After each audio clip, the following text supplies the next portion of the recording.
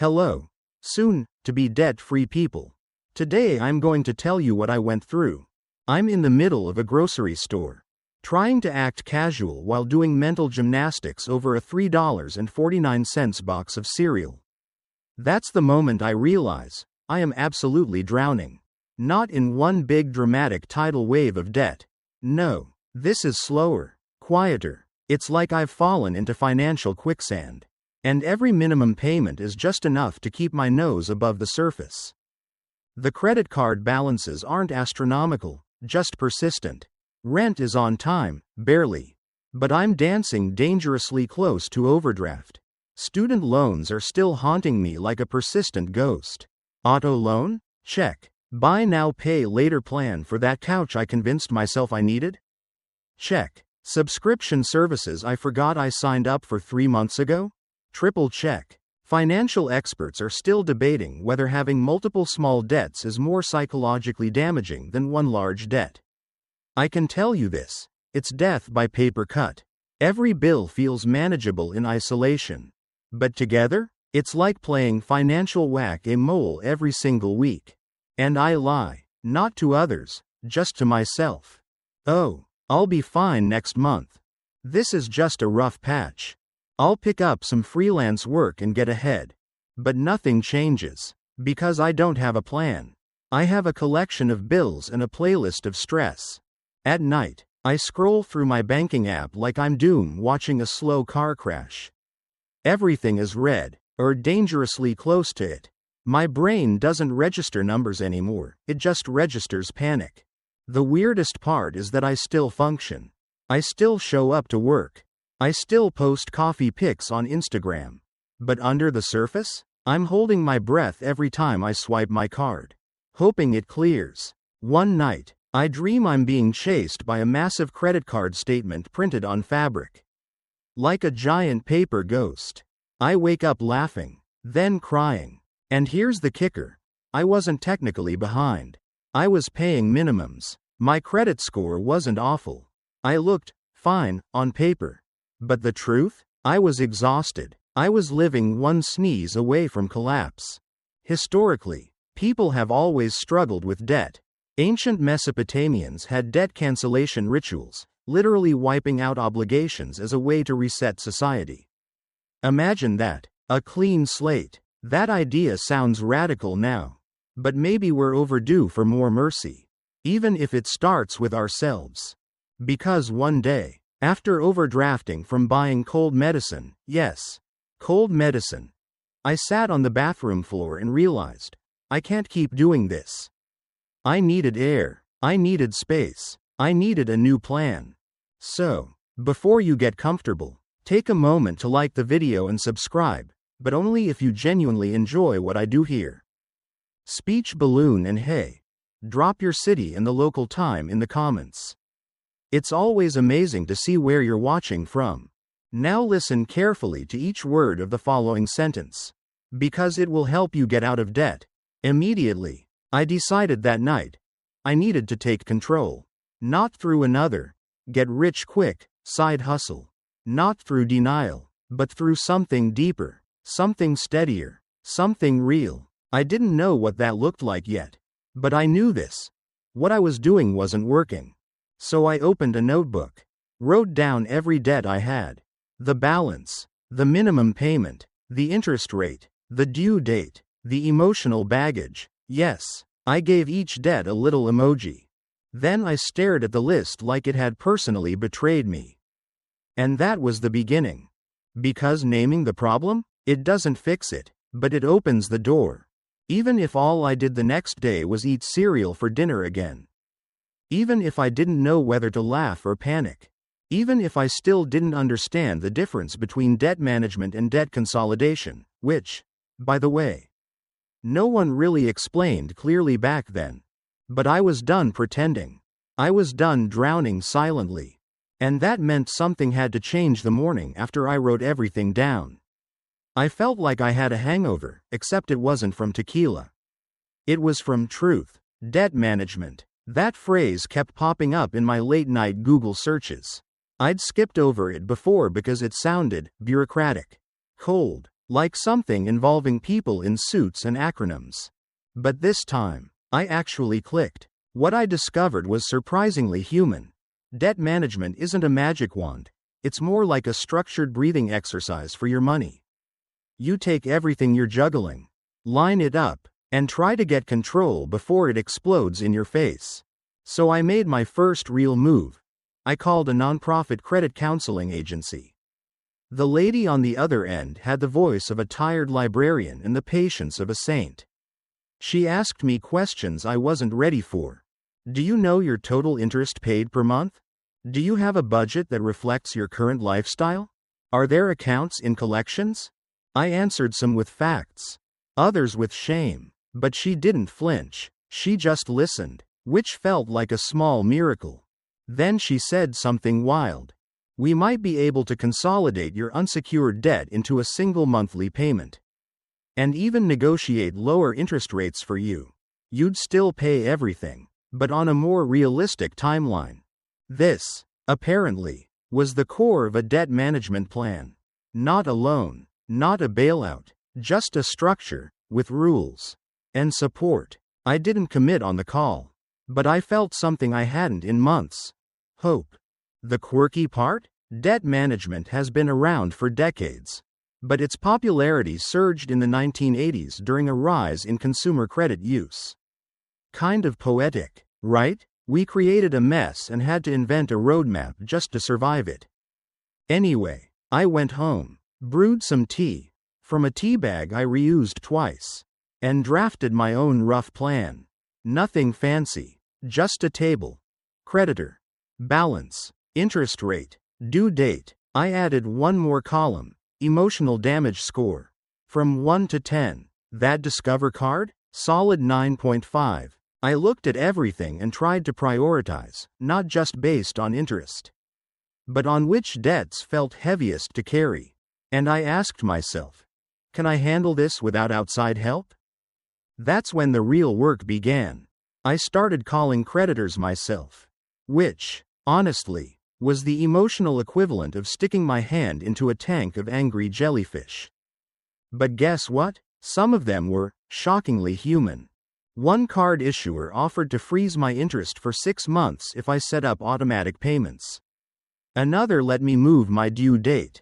A third gave me a number to a hardship department.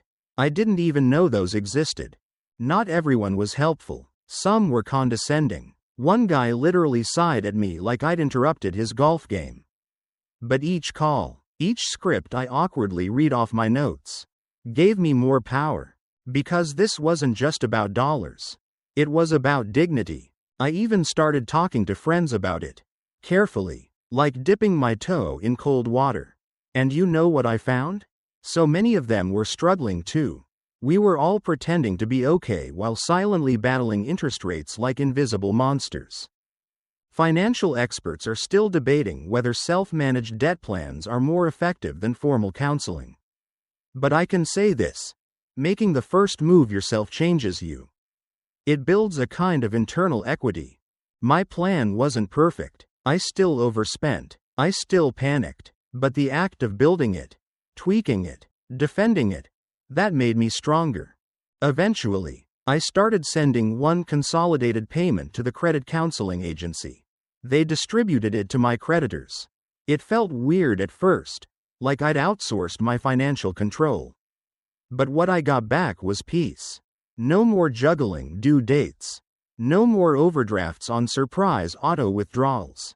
Just breathing room. And with that breathing room came the weirdest development of all. I started sleeping again. Debt management didn't fix everything overnight. It didn't erase my mistakes. But it gave me a map. And when you've been lost for years, even a crumpled, coffee-stained map feels like salvation. I added a small celebration to my Sundays, lighting a candle every time I made my monthly payment on time. That scent became associated with progress. Cinnamon sugar triumph. And here's a fun tidbit. In some Scandinavian cultures, lighting a candle is used as a symbol of inner order, a reclaiming of chaos. That's exactly how it felt. Debt management, for me, wasn't glamorous. It wasn't a game changer in a TV montage sense. But it was the first time I took my chaos and gave it structure. It was my DIY life jacket. And it kept me afloat long enough to notice a new term on the horizon: debt consolidation. That one sounded shinier, simpler, maybe even faster. But fast doesn't always mean better. And I had to find out the hard way: debt consolidation. Oh, how seductive you sounded. After a few months on my DIY debt management plan, I was in a cafe scrolling between budgeting apps when a clean blue ad popped up. Simplify your debt, one low monthly payment. That was the bait. I clicked. Suddenly, I'm deep in a rabbit hole of videos, blogs, and smooth-talking voiceovers that make consolidation sound like a financial fairy godmother. One loan to pay off all my other loans? A single due date? Lower interest rates? Get out of debt faster. Stress less. I mean, who wouldn't want that? Here's what I didn't expect. There are about a dozen kinds of consolidation. And they're not all created equal. There's the balance transfer route, where you take high-interest credit card debt and move it to a card with a 0% intro APR. Sounds smart, right? Until you realize you have 12 to 18 months before that interest rate explodes like a trapdoor. Then there's the personal loan option, where you borrow a lump sum from a bank or online lender and use it to pay off your existing debts. You're still in debt, but now to one lender instead of 5. And if your credit is bad, some lenders will still approve you, at interest rates that would make your grandmother weep. I fell for the best-looking option on the menu, a slick loan consolidation service promising to streamline my debt life. I applied, I was approved, and suddenly, I had $17 wired to my account. It felt amazing, for a second. Then I realized, they didn't pay off the debts for me. I had to do it manually. And you know what it feels like to have $17 in your account when you're used to scraping by? It feels like winning the lottery. And if you're not careful, you spend like you did. I was lucky. I paid off the balances like I was supposed to. But there was this brief moment where I stared at that money and thought, maybe I could just use a little for emergencies. And that's the danger of consolidation. It gives you access to power you may not be ready to manage. There's a famous historical debate about this kind of power. When the United States created the Federal Reserve in 1913, one of the biggest fears was that centralized financial control could either stabilize or manipulate the economy depending on who held the reins. The same is true for personal consolidation. If you hold the reins loosely, things can go sideways. I made all my debt payments, paid them off in one glorious afternoon, and started paying the loan back monthly. Lower interest, single due date, everything I wanted. But the downside? I had a new loan on my credit report. My score dipped temporarily. The monthly payment was still high. And when I looked at the total repayment amount, I realized I wasn't saving that much after all. Worse, I hadn't changed my habits. I still spent emotionally. I still forgot to budget for surprise birthday gifts or broken appliances. And guess what? The credit card companies I just paid off? They were very happy to welcome me back. So the cycle began again. Quietly, subtly, slowly. This is what financial experts are still debating: whether consolidation truly helps people stay out of debt long term, or if it just resets the clock.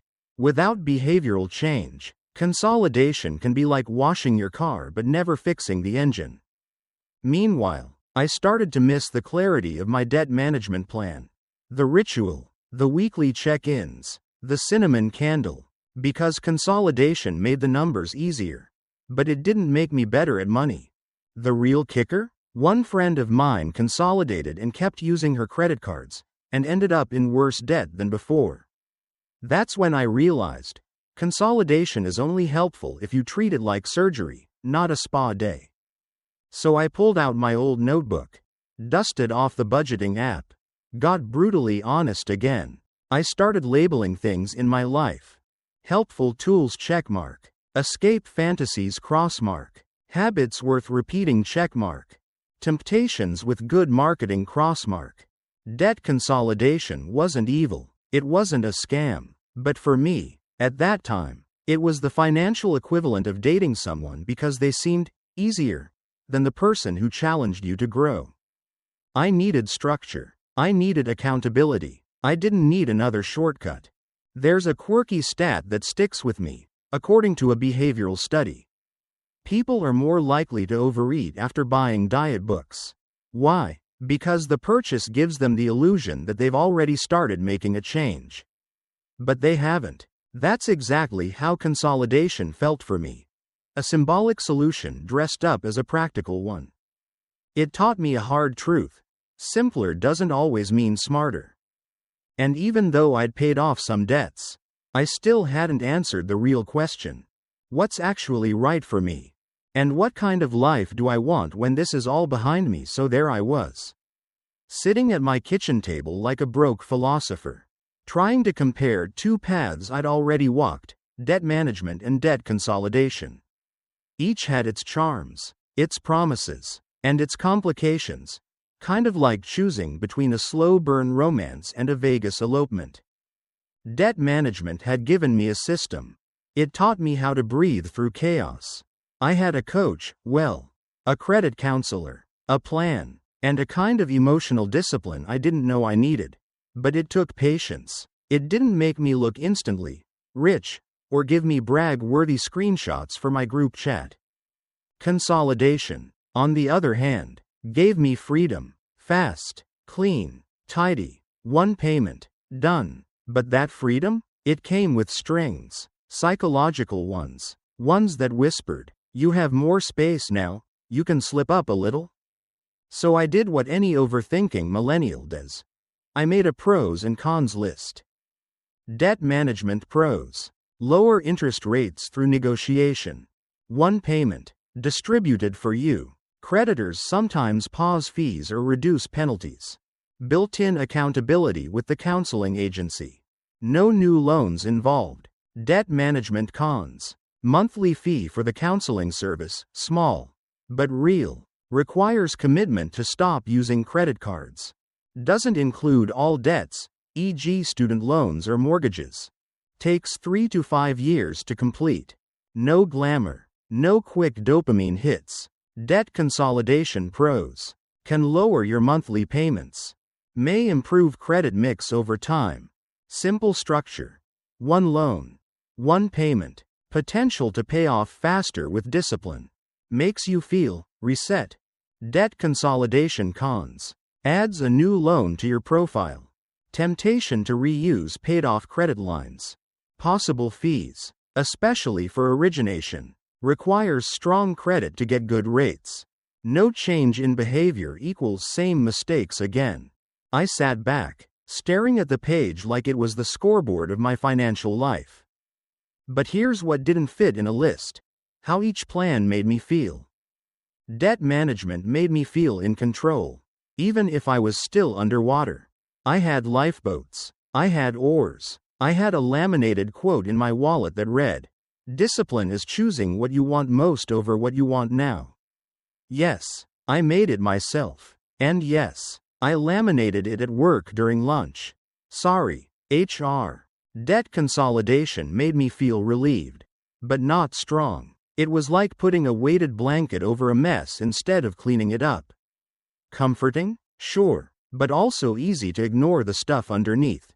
One night, after yet another budgeting session with lo-fi beats in the background and my third cup of tea cooling beside me, I had a weird memory. In the 1800s, people used debtors' prisons as punishment for unpaid loans. You didn't pay? You went to jail. But the irony? Once jailed, you couldn't earn money, so you couldn't pay the debt anyway. In a way, modern debt can feel like that.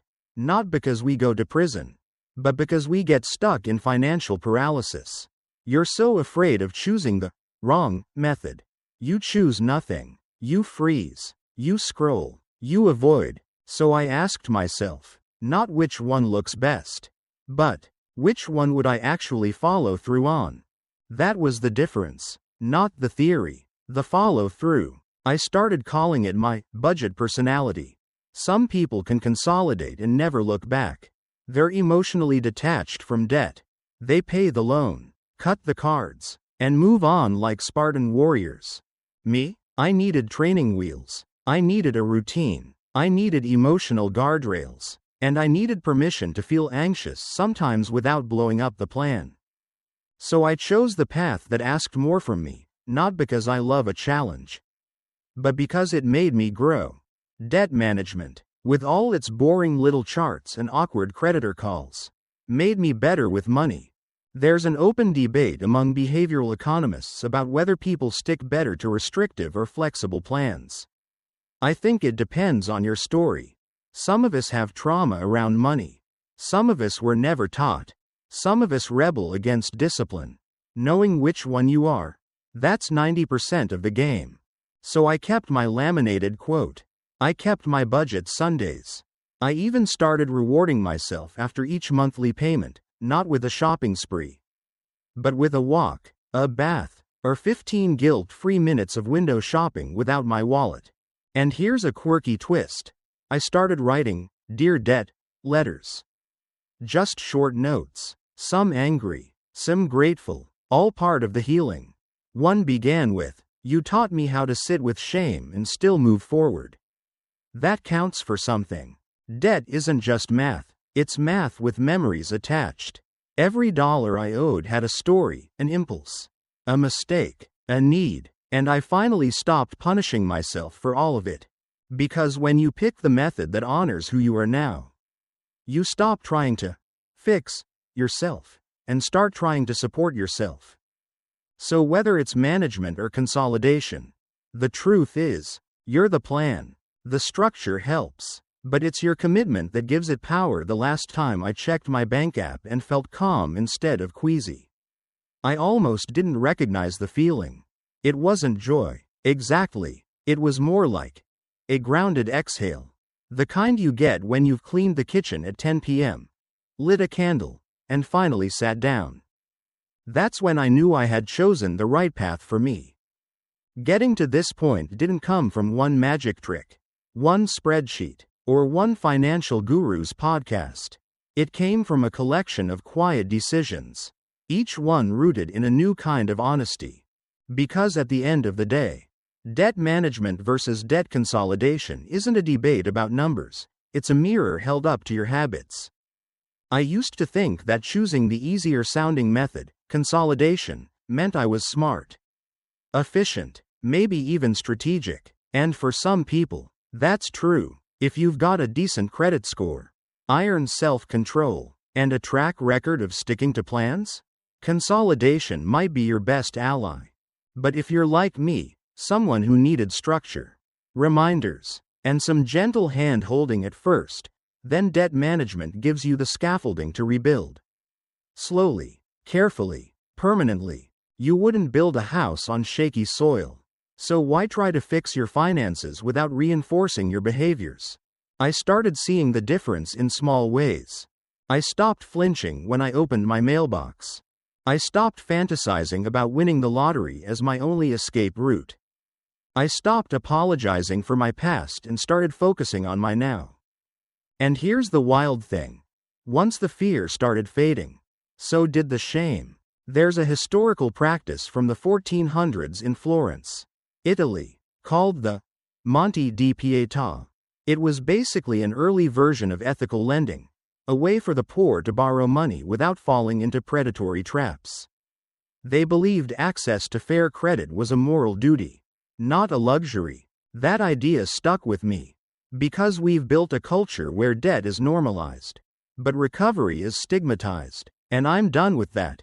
If you're watching this right now, wondering if it's too late for you, I promise it's not. Maybe you're deep in collections. Maybe your credit score looks like a sad birthday. Maybe you've tried and failed before.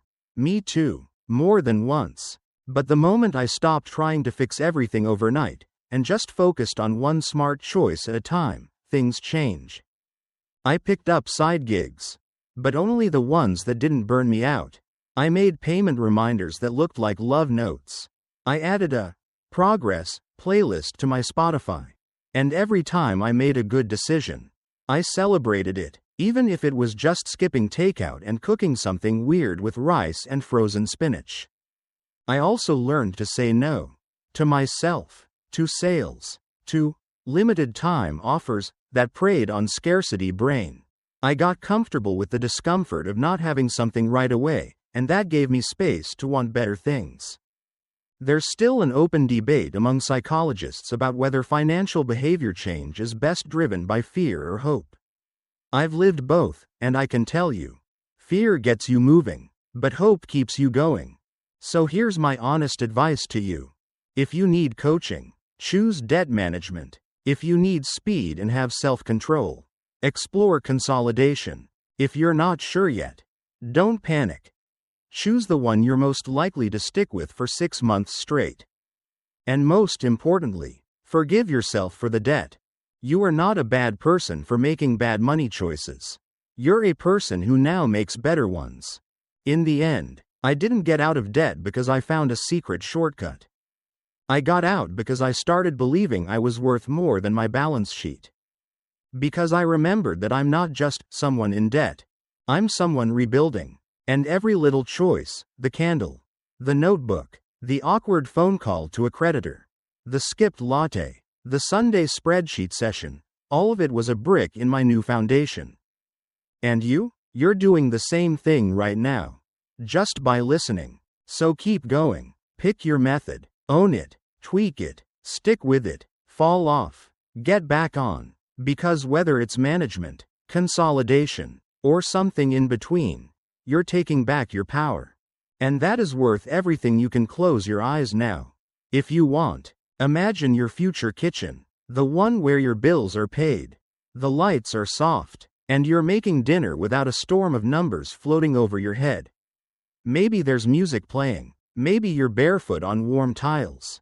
Maybe it's raining outside, but you feel calm, dry, and in control. The mail doesn't scare you anymore.